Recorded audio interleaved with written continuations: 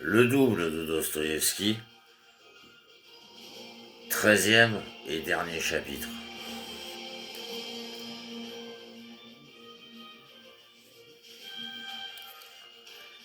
On avait l'impression que le temps cherchait à s'arranger au mieux.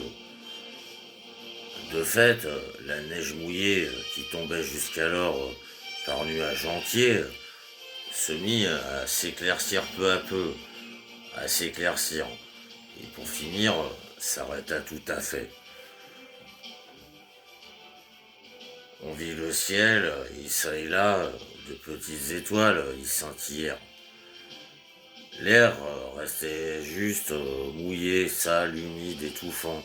Surtout pour Monsieur Goliathkin, lequel déjà sans cela n'avait presque plus aucun souffle. Son manteau trempé et alourdi imbibait tous ses membres d'une sorte d'humidité désagréable et tiède, et sous son poids faisait fléchir ses jambes déjà fort affaiblies. Une sorte de tremblement fébrile courait en frissons aigres et piquants dans tout son corps. L'épuisement lui provoquait une sueur froide et maladive, au point que M. Goliathkin avait oublié, à cette occasion lui a trouvé, de répéter avec la fermeté et la résolution qui étaient les siennes sa phrase préférée, comme quoi, bon, tout, si ça se trouvait, tout, savait-on, jamais sûr, ça irait bien et ça s'arrangerait au mieux. Du reste, tout ça, c'est encore rien pour l'instant, ajouta notre héros, ferme et toujours plein d'espoir, essuyant de son visage les gouttes d'eau froide qui tombaient en torrent de son chapeau rond si mouillé que l'eau ne glissait plus à sa surface. Ajoutant que tout cela, ce n'était encore rien, notre héros essaya de s'asseoir sur une assez grosse bille de bois qui traînait auprès d'un tas de bûches dans la cour de Sophie Ivanovitch. Bien sûr, les sérénades espagnoles et les échelles de soie, il ne fallait plus y songer. Mais un petit recoin tranquille, fût-il bon, pas tout à fait très chaud, mais confortable et caché, il fallait y penser très fort. Notre héros était très séduit, disons-le, en passant, par ce fameux recoin à l'entrée de l'appartement d'Olsofie Ivanovitch, où quelques jours auparavant, presque au début de cette véridique histoire, il était resté debout 2 heures durant, entre l'armoire et les vieux paravents, entre tous les débris inutiles, les détritus et les vieilleries.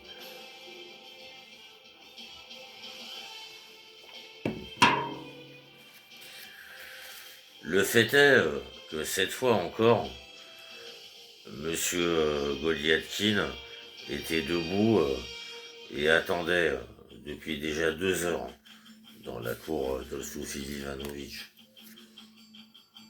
Mais pour qu'il y ait de ce recoin tranquille et confortable de la première fois, il se présentait désormais un certain nombre d'inconvénients qui n'existaient pas auparavant. Le premier inconvénient, c'était que sans doute, à l'heure où il était, l'endroit avait été remarqué et qu'on avait pris à son encontre quelques mesures préventives depuis l'histoire du dernier bal de Sophie Ivanovitch. Et puis ensuite, il fallait bien attendre le signe convenu de Clara Olsovievna, parce qu'il fallait bien obligatoirement qu'existe un signe convenu quelconque, comme ça. Cela se faisait toujours ainsi. Et n'est-ce pas, nous ne sommes ni les premiers ni les derniers. Monsieur Goliathkin, au même instant, se souvint en passant d'un roman qu'il avait lu voici longtemps, et dans lequel l'héroïne avait fait un signe convenu à Alfred dans une circonstance absolument semblable, en attachant à sa fenêtre un ruban rose. Mais le ruban rose, là, en pleine nuit, et vu le climat de Saint-Pétersbourg, connu pour son humidité et sa traîtrise, ne pouvait pas convenir et en un mot était complètement impossible.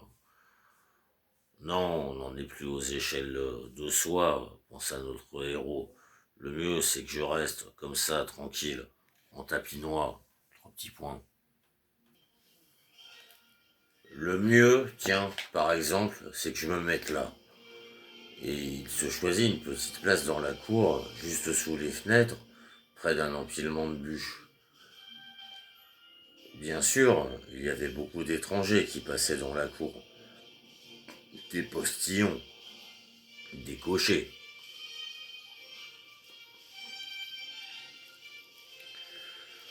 En plus, les roues résonnaient, les chevaux s'ébrouaient, etc. Pourtant, malgré cela, l'endroit était commode. Qu'on le remarquât ou non, l'avantage dans sa situation était que de toute façon, cela se passait d'une façon ou d'une autre, dans l'ombre, et plus personne ne voyait M. Goliathkin. Lui, en revanche, il pouvait voir absolument tout. Les fenêtres étaient fortement éclairées. Il y avait une espèce d'assemblée solennelle chez Olsoufi Ivanovitch. Du reste, on n'entendait pas encore de musique. Donc ce n'est pas un bal. C'est comme ça, il reçoit pour une autre occasion. Pensait, mourant un peu, notre héros. Mais est-ce que c'est aujourd'hui, n'empêche, se sentit-il penser en un éclair.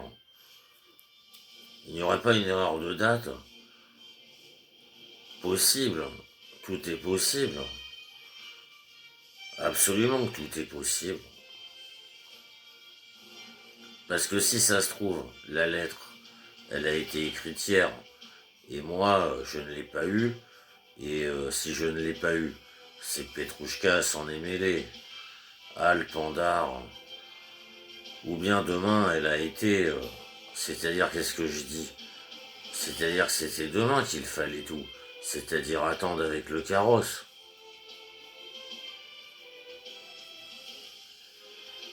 Là, notre héros se glaça définitivement et chercha la lettre dans sa poche pour être sûr.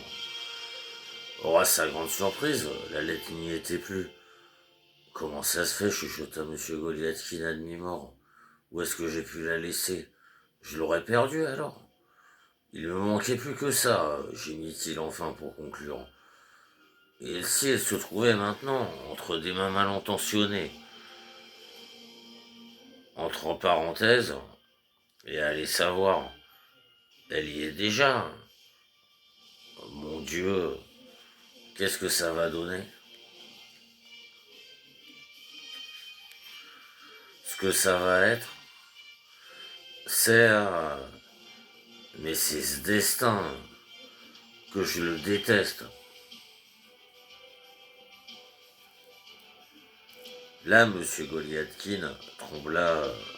Là, Monsieur Goliathkin trembla comme une feuille à l'idée que, peut-être, son obscène jumeau, en lui jetant son manteau sur la tête, avait pour intention de lui voler cette lettre, dont, d'une façon ou d'une autre, par les ennemis de M. Goliathkin, il avait entendu parler.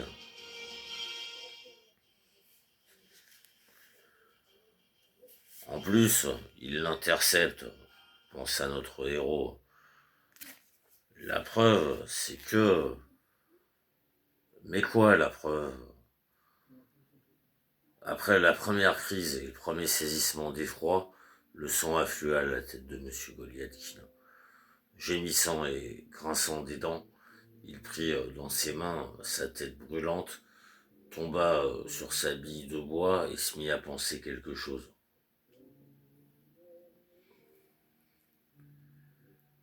Mais bizarrement, ses pensées ne se liaient pas dans sa tête. Il voyait jaillir toutes sortes de visages lui revenir à la mémoire. Il voyait jaillir toutes sortes de visages lui revenir à la mémoire, tantôt confusément, tantôt avec violence, toutes sortes d'événements oubliés depuis longtemps, toutes sortes de motifs de chansons stupides lui entraient dans la tête. L'angoisse, c'était une angoisse pas naturelle.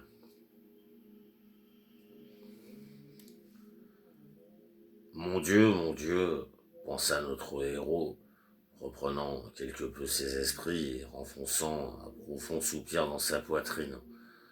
Donne-moi un esprit ferme dans l'insondable profondeur de mes malheurs. Que je suis perdu, que j'ai disparu complètement. Il n'y a plus aucun doute, et tout ça est dans l'ordre des choses, parce que ce n'est même pas possible du tout autrement. D'abord, j'ai perdu ma place. Je l'ai perdue absolument. Je ne pouvais pas du tout ne pas la perdre.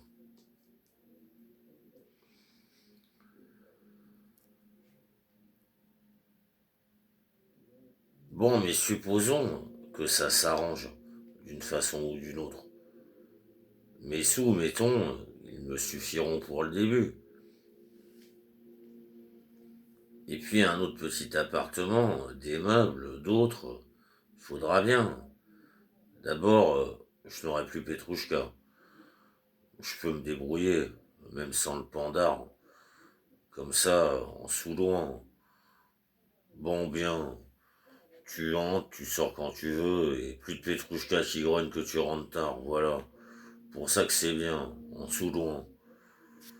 Bon, mais supposons tout ça, c'est bien, mais pourquoi est-ce que je parle toujours pas de ça, que je parle de ça du tout que je... Bon, mais supposons tout ça, c'est bien, mais pourquoi, pardon, que je parle toujours pas de ça, que je parle pas de ça du tout. Là, l'idée de sa situation présente éclaira à nouveau la mémoire de Monsieur Goliathkin. Il regarda autour de lui. Ah, mais Seigneur mon Dieu, de quoi est-ce que je suis en train de parler se dit-il, complètement perdu et prenant sa tête brûlante dans ses mains. Monsieur, veut y aller bientôt fit une voix au-dessus de Monsieur Goliathkin. Monsieur Goliathkin tressaillit. Mais c'était son cocher qui se tenait devant lui, aussi trempé comme une soupe, et qui, par impatience et oisiveté, s'était mis dans l'idée d'aller voir Monsieur Goliathkin derrière les bûches.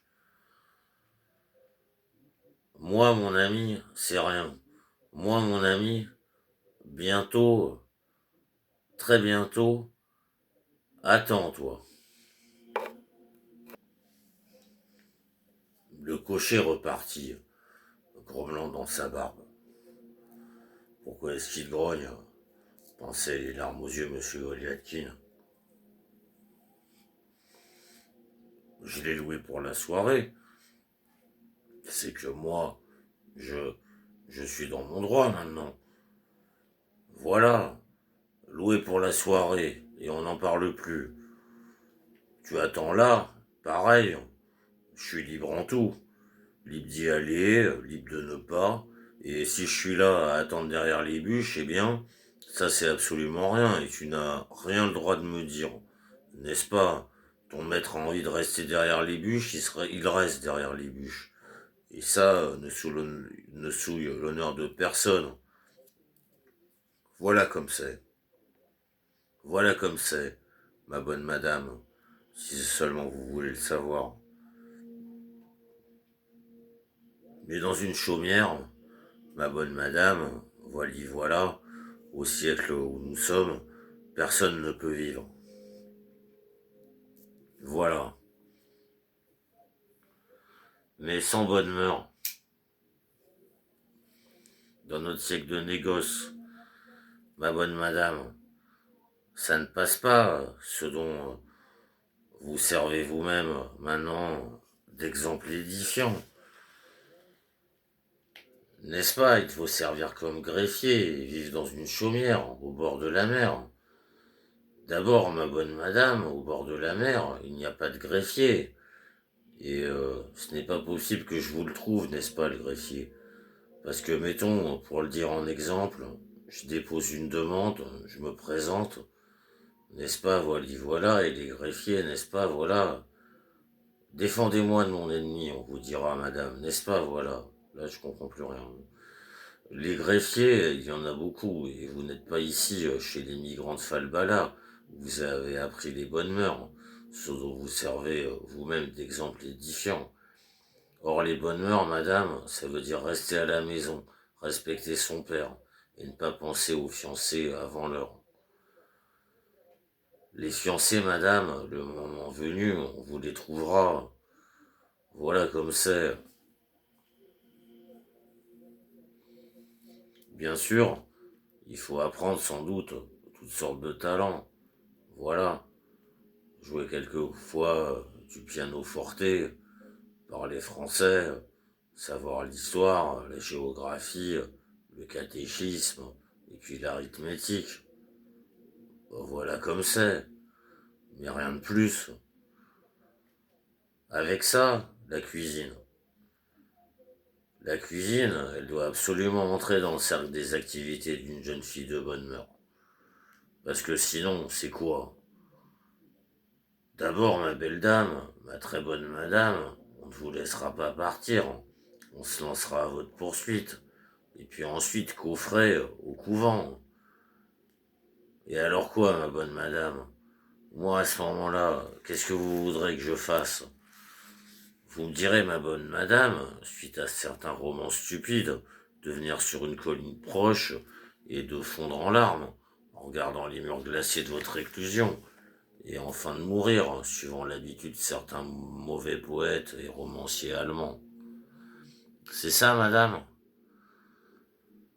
Mais d'abord, permettez-moi de vous le dire en ami, les choses, elles ne se font pas comme ça.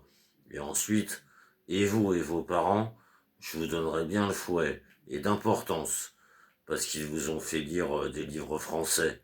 Parce que les livres français, ils n'apprennent rien de bon. C'est du poison. Un poison mortifère, ma bonne madame. Où vous pensez, permettez-moi de vous poser la question, où vous pensez, n'est-ce pas, voilà, on va s'enfuir sans conséquence, et puis, n'est-ce pas, la petite chaumière pour vous et le bord de la mer.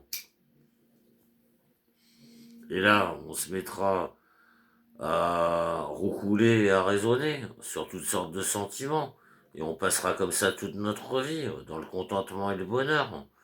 Et puis ensuite, on aura un poussin, et nous alors, n'est-ce pas, voilà, notre papa est conseiller d'État, Sophie Ivanovitch, voilà, n'est-ce pas, un petit poussin au nid. Alors pour cette occasion plaisante, ôtez-vous votre malédiction et bénissez votre famille.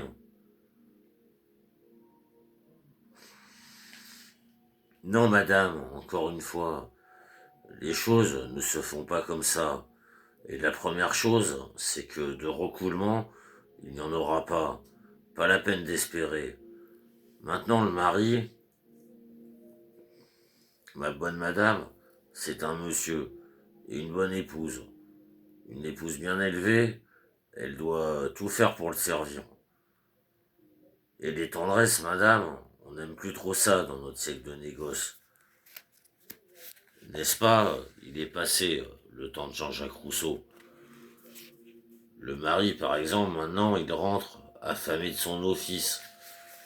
Dis donc, ma colombe, il n'y a rien à manger, de la vodka, du hareng. Eh bien, vous, madame, vous devez avoir tout prêt, et la vodka et le hareng. Le mari, il casse la croûte, de bon appétit, et vous, il ne vous regarde même pas, il dit juste, va-t'en, n'est-ce pas, à la cuisine, mon lapin, et surveille le repas. Et bon, à tout casser une fois par semaine, il lui fait un baiser, et encore avec indifférence. Voilà comment c'est notre mode, ma bonne madame, et encore avec indifférence. Voilà comment ce sera, tant qu'à faire d'y penser, puisqu'on y est. C'est cette façon-là qu'il faut envisager la chose.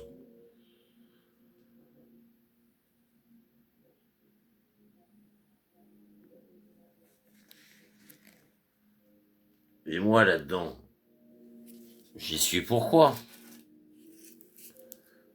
Moi, madame, vos caprices, pourquoi vous m'y mêlez?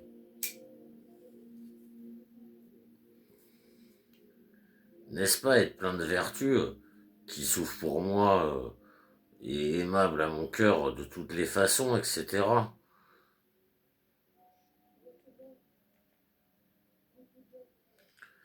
Mais d'abord, moi, madame, je ne vous conviens pas, vous le savez bien. Je ne suis pas maître en compliments.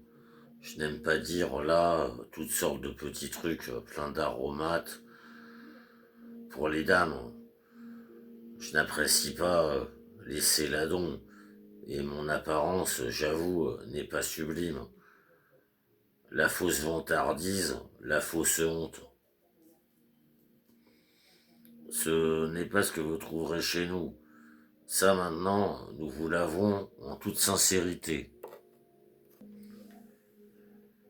N'est-ce pas, voilà, nous n'avons N'est-ce pas, voilà, nous n'avons qu'un caractère franc et entier et du bon sens. Nous ne faisons pas d'intrigue. Pas un intrigant, n'est-ce pas? Et j'en suis fier. Voilà comme c'est.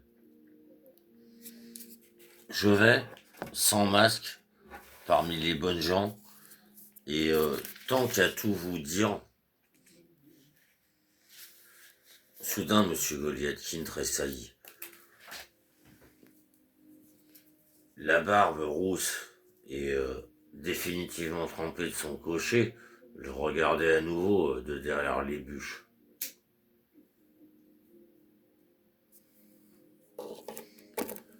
J'arrive, mon ami. Mon ami, Tu sais tout de suite. Oui, mon ami, dans une seconde, répondit M. Goliathkin d'une voix frissonnante, agonisante. Le cocher se gratta la nuque, puis se lissa la barbe, puis fit un pas en avant. Il s'arrêta et, non sans méfiance, il regarda M. Goliathkin.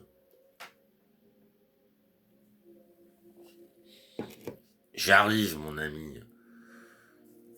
Tu vois, mon ami, tu vois, mon ami, juste encore une seconde ici. Tu vois, mon ami. Vous y alliez pas du tout, alors finit par dire le cocher, qui s'avança résolument, définitivement vers M. Goliathkin.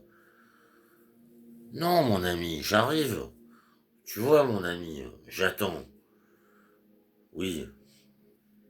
Tu vois, mon ami, tu viens de quel village, mon ami? Je suis de la maison du maître. Et il est bien, le maître? Ça va. Oui, mon ami, attends un peu ici, mon ami.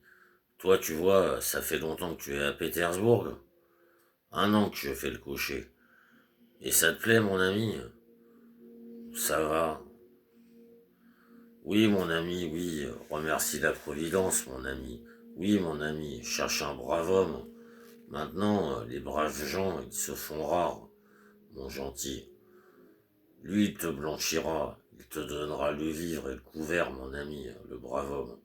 Parce que sinon, tu vois, même dans l'or, on verse des larmes, mon ami. Tu vois un exemple touchant. Voilà, mon ami. Ce fut comme si le cocher se mettait à plaindre M. Goliathkin. Moi, si vous voulez, j'attendrai. Mais vous attendrez longtemps, monsieur. Non, mon ami, non. Moi, non, tu sais, je n'attendrai plus, mon ami. Qu'est-ce que tu en penses, mon ami? Je me fie à toi, je n'attendrai plus ici, non. Vous partez plus du tout, alors. Non, mon ami. Non, mais moi, je saurais te remercier, mon gentil. Voilà comment c'est. Combien je te dois, mon gentil? Ben, ce qu'on avait dit, monsieur. C'est ça. J'ai attendu longtemps, monsieur. Le laissez pas dans la misère, le pauvre homme, monsieur.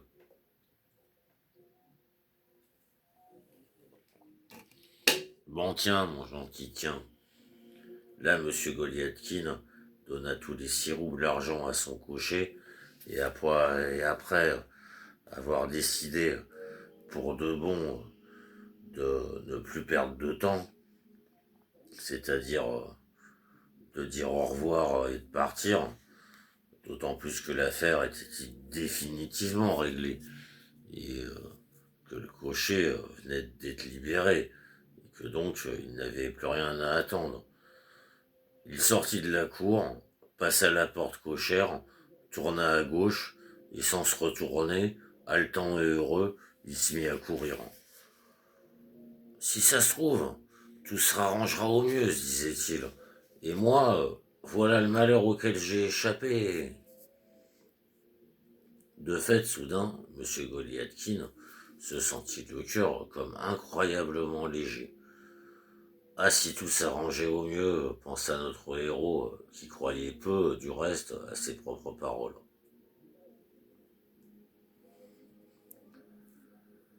Voilà, et moi, alors, disait-il, non, le mieux ce serait que je...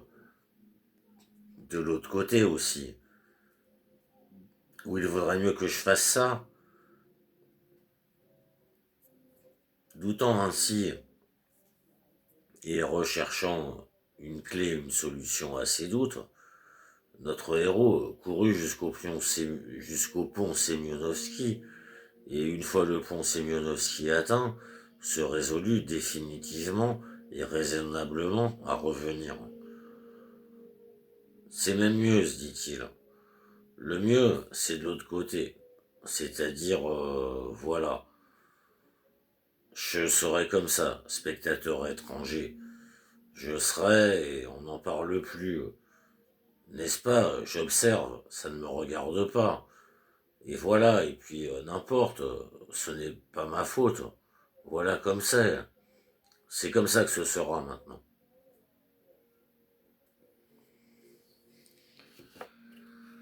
S'étant résolu à revenir,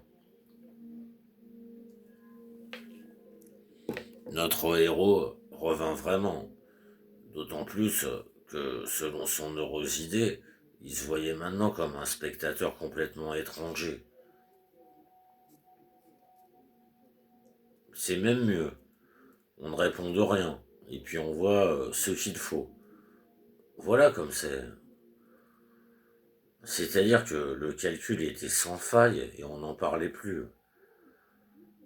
Quelque peu apaisé, il regagna l'ombre paisible de son tas de bûches, aussi protecteur qu'apaisant, et se mit à regarder les fenêtres très attentivement. Cette fois, il ne devait plus ni regarder, ni attendre longtemps.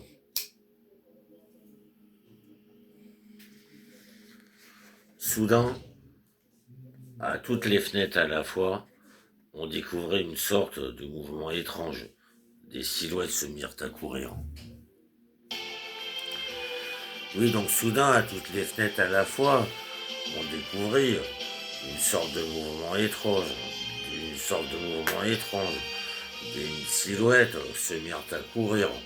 On ouvrit les rideaux. Des foules entières se pressèrent aux fenêtres de Soufi Ivanovitch. Tout le monde cherchait, fouillait, des yeux, quelque chose dans la cour. Protégé par son tas de bûches, notre héros, lui aussi à son tour, se met à étudier, non sans curiosité, ce mouvement général. Et c'est avec passion qu'il tendit la tête, de droite comme de gauche, autant que le permettait du moins l'ombre peu longue du tas de bûches qu'il cachait. Soudain, il tressaillit, soupira et faillit s'accroupir sur place, sous le coup de l'horreur. Il lui sembla, bref, il avait parfaitement deviné que ce n'était pas n'importe quoi, n'importe qui qu'on recherchait. On le cherchait tout simplement lui. Monsieur Goliathkin. Tout le monde regardait de son côté, tout le monde cherchait de son côté. Fuir était impossible. On l'aurait vu. Abasourdi, Monsieur Goliathkin se blottit au mieux qu'il put contre les bûches, et c'est seulement là qu'il remarqua que l'ombre, traîtreusement, le dénonçait, qu'elle ne le cachait pas entièrement. C'est avec le plus grand plaisir que notre héros aurait accepté de se faufiler dans une petite fente, comme une souris entre les bûches, et d'y rester bien sagement, si seulement ça avait été possible, mais c'était absolument impossible. Dans son agonie, il se mit enfin à regarder résolument toutes les fenêtres à la fois. C'était même mieux. Et d'un seul coup, il fut brûlé de honte, définitivement. On l'avait remarqué tout à fait. Tous l'avaient remarqué en même temps. Tous l'appelaient du geste. Tous lui hochaient la tête. Tous l'appelaient. Soudain, quelques vitres claquèrent et s'ouvrirent. Plusieurs voix d'un coup lui crièrent quelque chose. Je m'étonne que ces fillettes, on ne les souhaite pas quand elles sont petites, marmonnait notre héros à part soi, complètement perdu. Soudain, il le vit, lui, on sait bien qui, se précipiter au bas du perron, sans manteau, tête nue, le souffle court. Il trottinait, tournicotait, il sautillait, il démontrait traîtreusement la joie la plus terrible d'avoir enfin vu M. Goliathkin.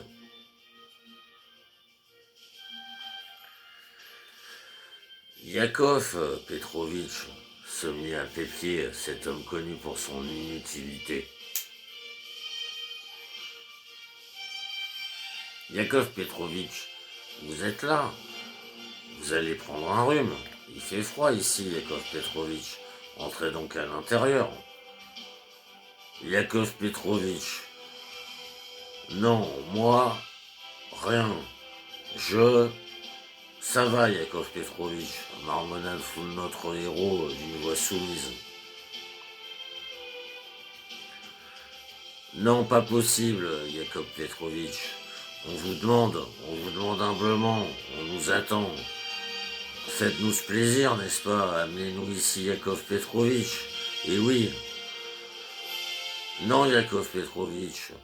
Moi, je ferais mieux, voyez-vous.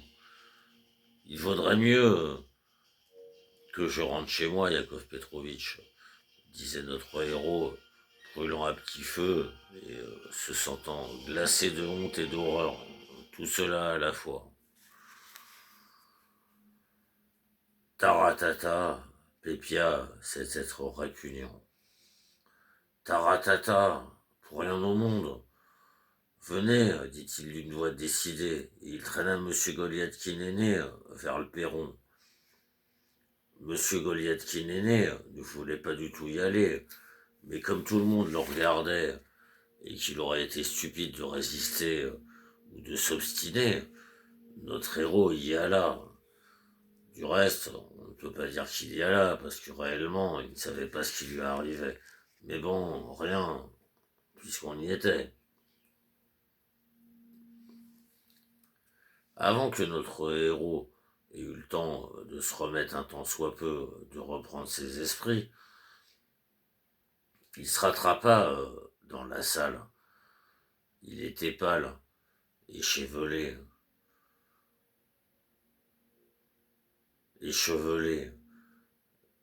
dépenaillé. Il posa un regard trouble sur toute la foule. Horreur, la salle, toutes les pièces, tout complètement était bourré de monde. Il y avait tout un gouffre de gens, toute une orangerie de dames. Tout cela se pressait auprès de M. Goliathkin. Tout cela se l'approchait de M. Goliathkin. Tout cela portait sur ses épaules M. Goliathkin, qui remarquait très clairement qu'on voulait le bloquer dans un certain endroit. Mais ce n'est pas la porte, se sentit penser M. Goliathkin.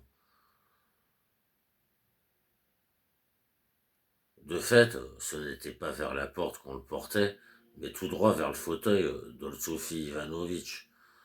Auprès de ce fauteuil se tenait d'un côté Clara Ossoufievna, pâle, langoureuse, triste, encore que richement vêtue. Ce furent surtout les petites fleurs blanches dans ses cheveux noirs qui sautèrent aux yeux de M. Goliathkin, et cela faisait un effet splendide.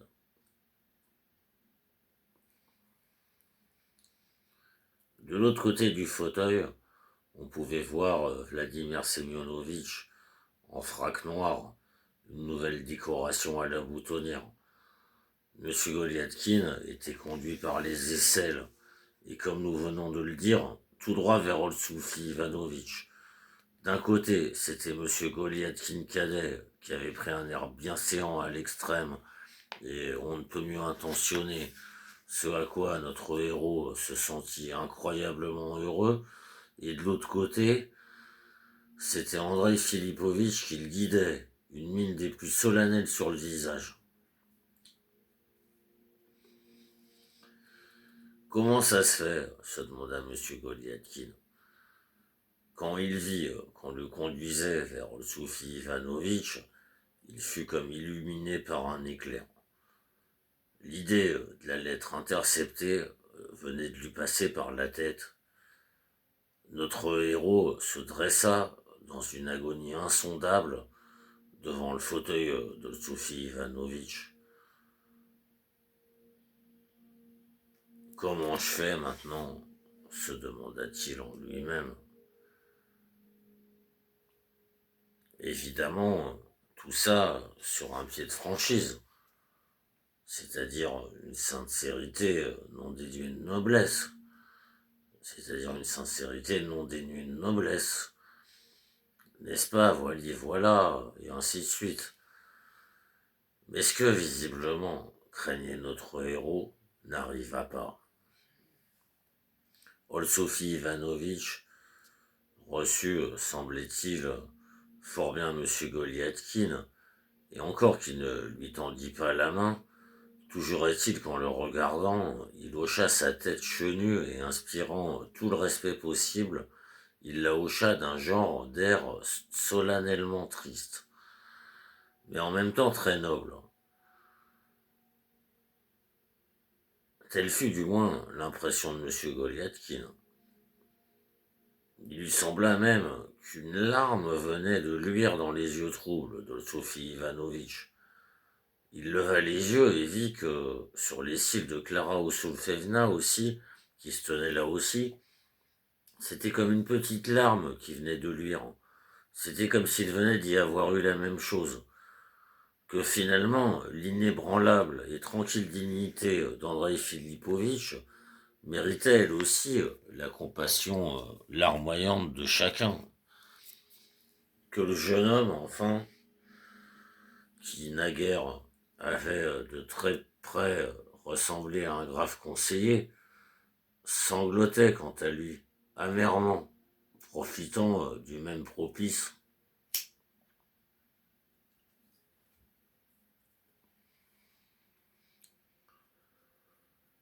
Ou bien tout cela, peut-être, ne fut qu'une impression de M. Goliathkin, parce que lui-même aussi, il versait bien des larmes, et il sentait ces larmes brûlantes qui coulaient sur ses joues froides.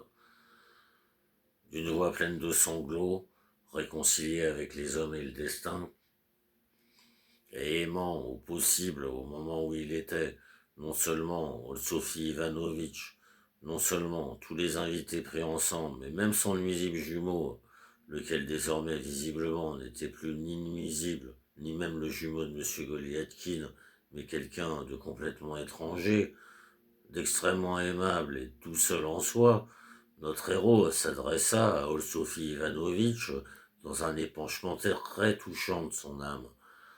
Mais vu la plénitude de tout ce qui s'y était accumulé, il se voyait entièrement incapable d'expliquer quoi que ce soit, et c'est seulement d'un geste d'une parfaite éloquence qu'il peut indiquer la place de son cœur. Trois petits points. Ou bien tout cela, peut-être, ne fut qu'une impression de M. Goliathkin, parce que lui-même aussi, il versait bien des larmes. Il sentait ses larmes brûlantes qui coulaient sur ses joues froides. D'une voix pleine de sanglots, réconcilié avec les hommes et le destin, et aimant au possible, au moment où il était, non seulement Sophie Ivanovitch, non seulement tous les invités pris ensemble, mais même son nuisible jumeau, lequel désormais visiblement n'était plus ni nuisible, ni même le jumeau de Monsieur Goliathkin, mais quelqu'un de complètement étranger, d'extrêmement aimable et de tout seul en soi, notre héros s'adressa à Sophie Ivanovitch dans un épanchement très touchant de son âme. Mais vu la plénitude de tout ce qui s'y était accumulé, il se voyait entièrement incapable d'expliquer quoi que ce soit. Et c'est seulement d'un geste d'une parfaite éloquence qu'il put indiquer la place de son cœur.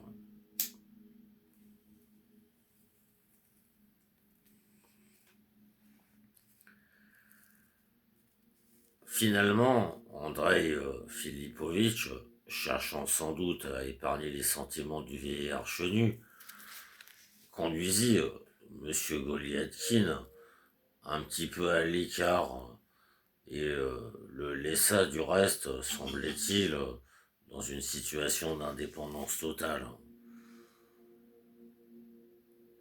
Souriant, marmonnant quelque chose à part soi, un peu interloqué, mais de toute façon quasiment réconcilié avec les hommes et le destin, notre héros avança Dieu sait où à travers la masse épaisse des invités. Tous lui cédaient le passage. Tous le regardaient avec une sorte de curiosité étrange, une sorte de compassion inexplicable, mystérieuse. Notre héros entra dans une seconde pièce. La même attention partout. Il entendait vaguement que la foule tout entière se massait derrière lui, qu'on remarquait le moindre de ses pas, que tout en tapinois débattait de quelque chose de tout à fait passionnant, hochait la tête, parlait, jugeait, discutait, chuchotait. Monsieur Goliathkin aurait vraiment voulu savoir de quoi il pouvait parler, juger, débattre ainsi et chuchoter. Se retournant, notre héros remarqua auprès de lui Monsieur Goliathkin cadet. Ressentant le besoin de lui saisir la main et de le conduire à l'écart, Monsieur Goliathkin demanda avec insistance à l'autre Yakov Petrovitch de lui venir en aide au cours de ses actions futures et de ne pas l'abandonner dans une situation critique. Monsieur Goliathkin cadet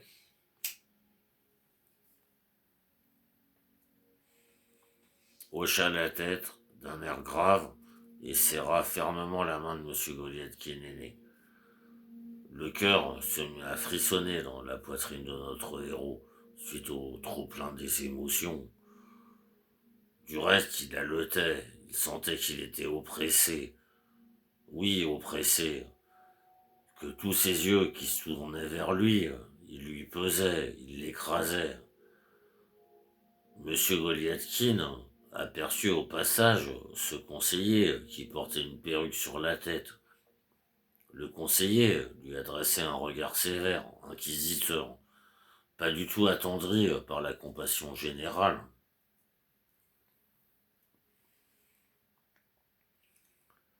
Notre héros s'était décidé à aller le trouver directement pour lui sourire et s'expliquer tout de suite.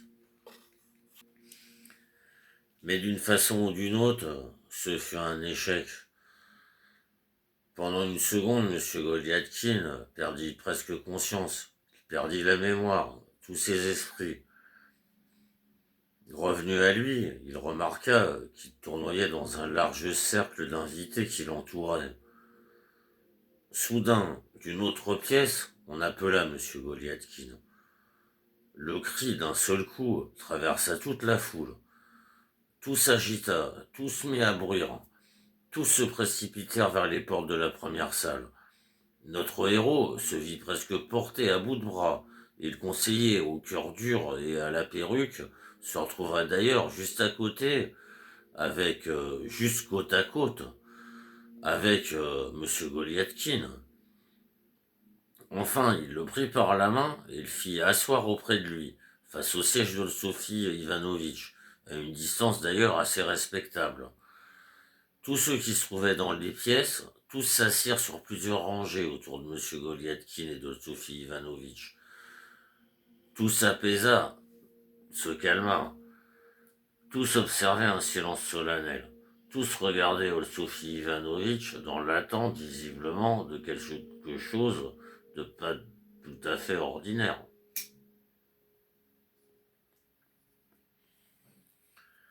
Monsieur Goliathkin remarqua qu'auprès du fauteuil de Sophie Ivanovitch, et aussi juste en face du conseiller, avait pris place l'autre monsieur Goliathkin et Andrei Philippovitch. Le silence durait.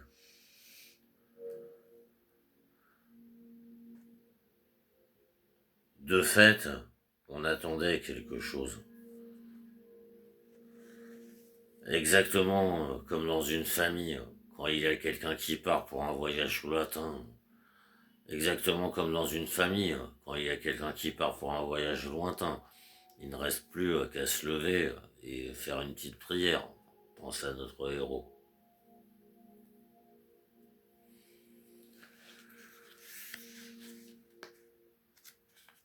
Soudain, on perçut un mouvement extraordinaire qui a interrompu toutes les méditations de M. Goliathkin. Il survint quelque chose qu'on attendait depuis longtemps. Il arrive, répétait la foule. Qu'est-ce qui arrive se sentit penser dans un éclair M. Goliathkin. Il tressaillit sous le coup d'une sorte de sensation étrange. C'est l'heure, dit le conseiller, sur un regard attentif d'Andrei Philippovitch.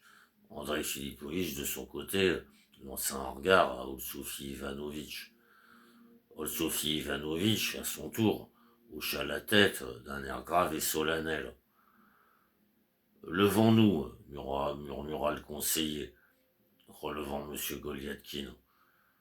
Tout le monde se leva.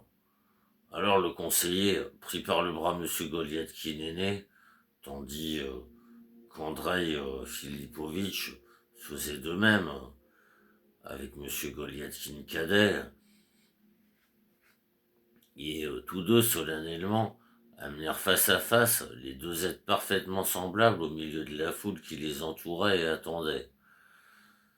Notre héros, stupéfait, regarda autour de lui, mais on l'arrêta tout de suite et on lui indiqua M.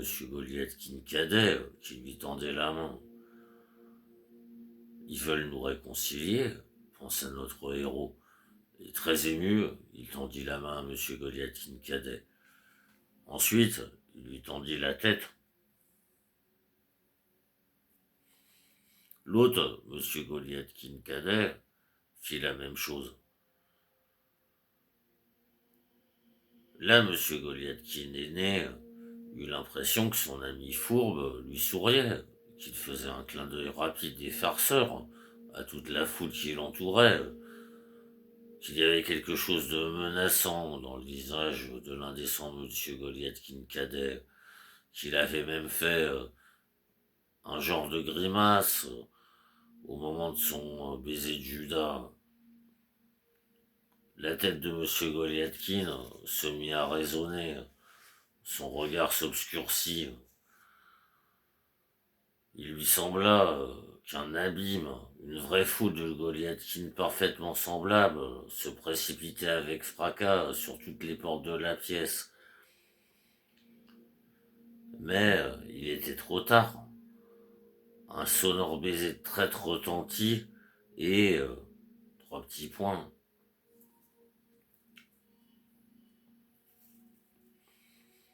Là, il y eut une circonstance tout à fait inattendue. Les portes de la salle s'ouvrirent avec fracas, et un homme apparut sur le seuil. Un homme dont la vue seule glaça M. Goliathkin. Ses pieds se collèrent au plancher. Un cri mourut dans sa poitrine oppressée. Du reste, M. Goliathkin savait tout cela à l'avance. Il pressentait depuis longtemps. Il pressentait depuis longtemps, M. Goliathkin, quelque chose de semblable. L'inconnu s'approchait de M. Goliathkin d'une démarche grave et solennelle. M. Goliathkin connaissait très bien cette silhouette. Il l'avait déjà vu, il l'avait vu souvent, il l'avait vu le jour même. L'inconnu était un homme de grande taille, très fort, vêtu d'un frac noir, portant au cou une croix imposante et doté de favoris épais, noirs comme jet. Il ne manquait plus que le petit cigare pour que la ressemblance fût complète.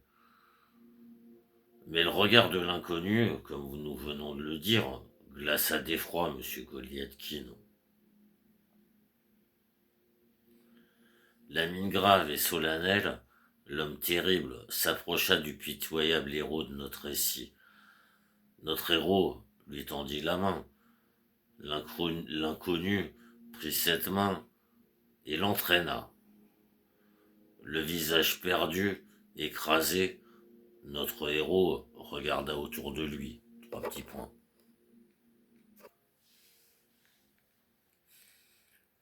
C'est Christian Ivanovitch Rustenspitz, docteur en médecine et chirurgie.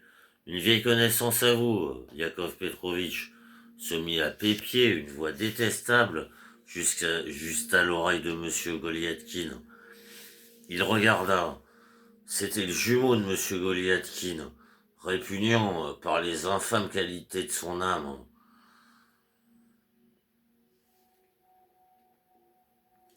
Une joie indécente, lourde de menaces, luisait sur son visage. Une joie indécente, lourde de menaces, luisait sur son visage. Il se frottait les mains avec exaltation, tournait la tête avec exaltation.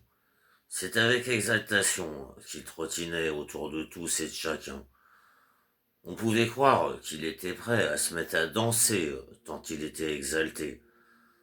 Finalement, il sauta en avant, prit une bougie à un des serviteurs et il ouvrit la marche, éclairant le chemin de M. Goliathkin et de Christian Ivanovitch. M. Goliathkin entendait distinctement que tous ceux qui se trouvaient dans la salle se précipitaient à sa suite, que tous ils se pressaient, ils s'écrasaient les uns les autres, et que tous ensemble, à l'unisson, ils s'étaient mis à répéter derrière M. Goliathkin: ce n'est rien, n'ayez pas peur, Yakov Petrovitch, c'est votre vieil ami, votre bonne connaissance, Christian Ivanovitch Rustenspitz. Ils débouchèrent enfin sur l'escalier principal, puissamment éclairé. Dans l'escalier, il y avait une foule de monde. Les portes donnant sur le perron s'ouvrirent avec fracas. Les portes donnant sur le perron s'ouvrirent avec fracas. Et M. Goliathkin se retrouva sur le perron avec Christian Ivanovitch. Juste devant, il découvrit un carrosse attelé à 2 paires de chevaux qui bronchaient d'impatience. M. Goliathkin cadet, empli d'une joie méchante, en l'espace de 3 bonds, avait dégringolé tout l'escalier. Il ouvrit le carrosse. Christian Ivanovitch, d'un geste impérieux, prit à M. Goliathkin de s'asseoir. Du reste, le geste impérieux était parfaitement inutile. Il y avait assez de monde pour le faire asseoir. Le cœur glacé d'effroi, M. Goliathkin regarda derrière lui. Tout l'escalier, puissamment éclairé, était empli de monde. Des yeux curieux le regardaient de partout. Olsofi Ivanovitch lui-même siégeait tout en haut de l'escalier, dans son fauteuil, et attentivement, avec une puissante compassion, il regardait tout ce qui s'accomplissait. Tout le monde attendait. Un murmure d'impatience parcourut la foule quand M. Goliathkin regarda derrière lui.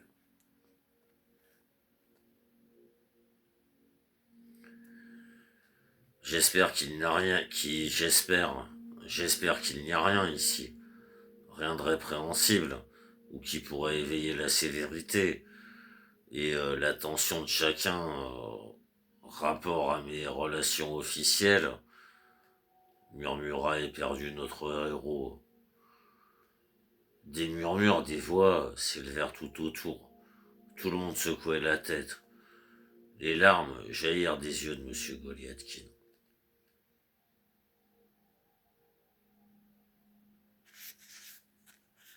En ce cas, je suis prêt. Je me confie pleinement et remets mon destin entre les mains de Christian Ivanovitch.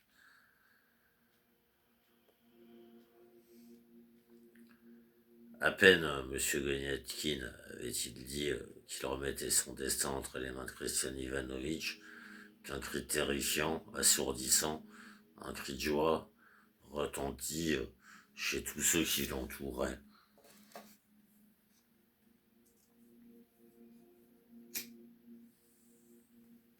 Et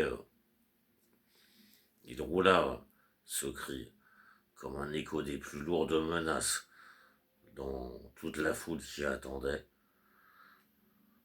Là, Christian Ivanovitch d'un côté et l'autre, Andrei Filipovitch, prirent par le bras M. Goliathkin et entreprirent de le faire asseoir dans le carrosse. Le double, quant à lui, selon sa petite coutume, selon sa sale petite coutume, l'installait par derrière.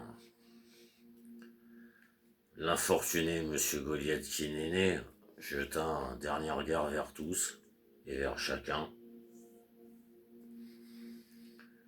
et tremblant comme à chacun qui viendrait de recevoir un barquet d'eau froide, qu'on nous permette cette comparaison, grimpa dans le carrosse. Il fut tout de suite suivi par Christian Ivanovitch. Le carrosse se referma. On entendit le fouet claquer sur les chevaux. Les chevaux s'élancèrent, entraînant l'équipage.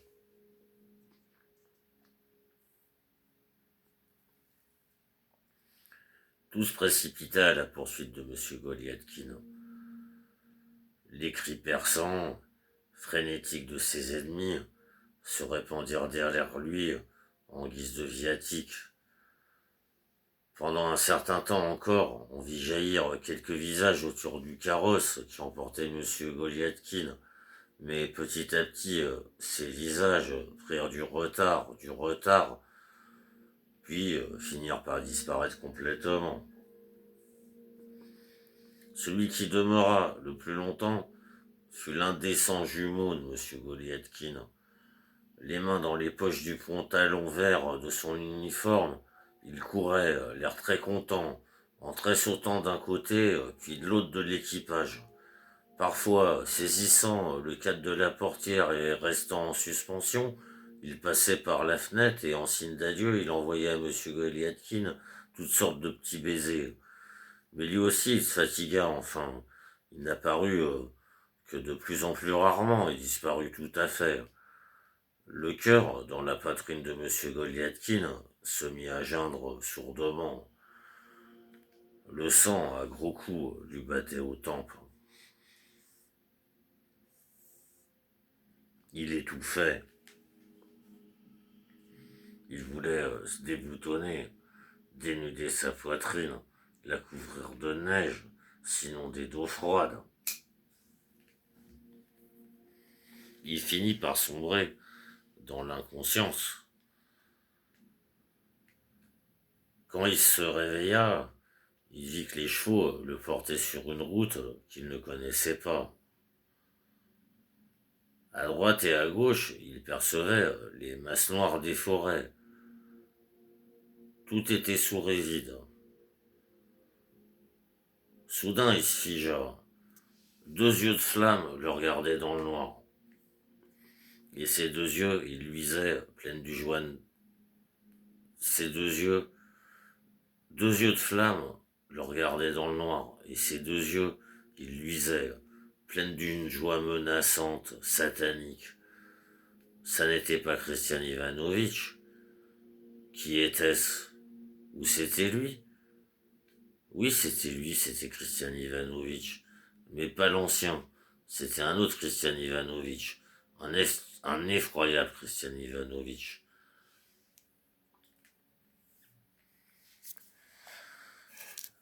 Christian Ivanovitch, je crois, rien, Christian Ivanovitch, commença notre héros d'une voix timide et tremblotante, cherchant autant que possible à adoucir cet effroyable Christian Ivanovitch par son humilité, sa soumission.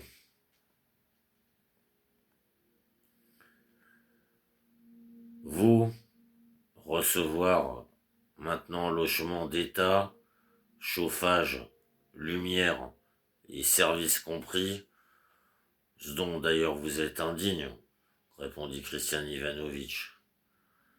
Et cette réponse, effroyable, sévère, sonna comme un verdict.